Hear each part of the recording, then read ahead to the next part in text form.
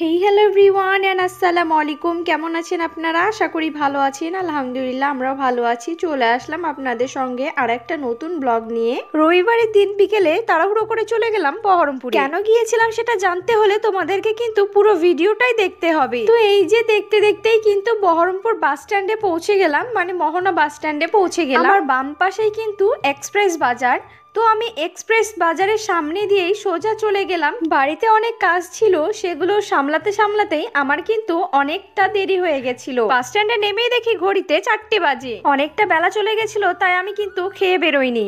ওখানে গিয়ে কিন্তু আমার প্রচন্ড খিদে পেয়ে যায়। হাতে খুব কম সময় ছিল, সেই জন্য আমি কিন্তু কোথাও খাই। আমি কিন্তু সোজা চলে আসলাম বাম পাশেই প্রাঙ্গণ মার্কেটে। এতটাই খিদে পেয়েছিল, ভাবছিলাম যে ঘোষ সুইটসে ঢুকে মিষ্টি খেয়ে নিই, কিন্তু টাইম চলে যাবে বলে আর খেলাম না। দোকানের সামনে দিয়ে আসতেও অনেকটা কষ্ট হচ্ছিল, কিন্তু কি আর করা যাবে, সময় তো খুব কম ছিল, তাই একটু মনকে সান্ত্বনা দিয়ে পাশ কাটিয়ে চলে আসলাম। তারপরে সোজা ঢুকে পড়লাম প্রাঙ্গণ মার্কেটে।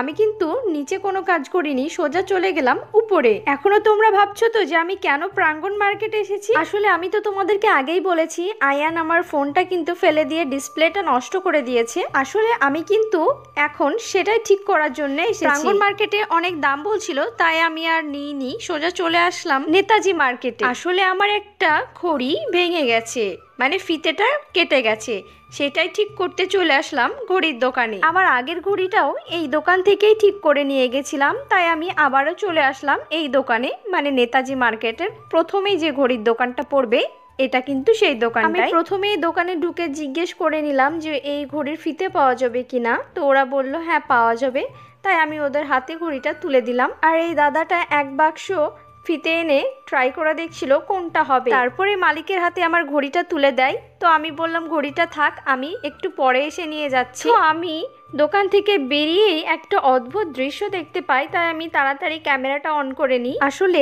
3-4টে ভাই তারা কিন্তু বাড়ি যাওয়ার জন্য বাস স্ট্যান্ডের দিকে যাচ্ছিল, আর দুটো মেয়ে তাদেরকে এমনভাবে এসে পয়সা চাইছিল, তারা কিন্তু ভয় পেয়ে গেছিল।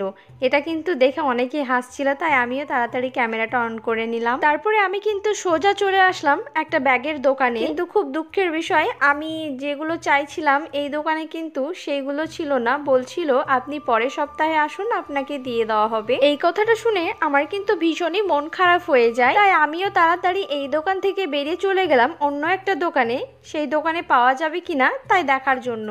কিন্তু সেখানে গিয়েও তিনি বললেন এখন পাওয়া যাবে না। এই কথাটা শোনার পরে আমি কিন্তু 1 মিনিটও সময় নষ্ট করিনি, তাড়াতাড়ি বেরিয়ে গেছি দোকান থেকে। আসলে বেলা বয়ে যাচ্ছে আর আমার ফোন সারতেও প্রায় আধা ঘন্টা সময় লাগবে, তাই আর দেরি করিনি, চলে আসলাম ফোনের দোকানে। আজকের ভিডিওটা তোমাদেরকে কেমন লেগেছে সেটা অবশ্যই জানাবে। ভালো লাগলে লাইক শেয়ার কমেন্ট করে দিবে। আজকের মতো আল্লাহ হাফেজ।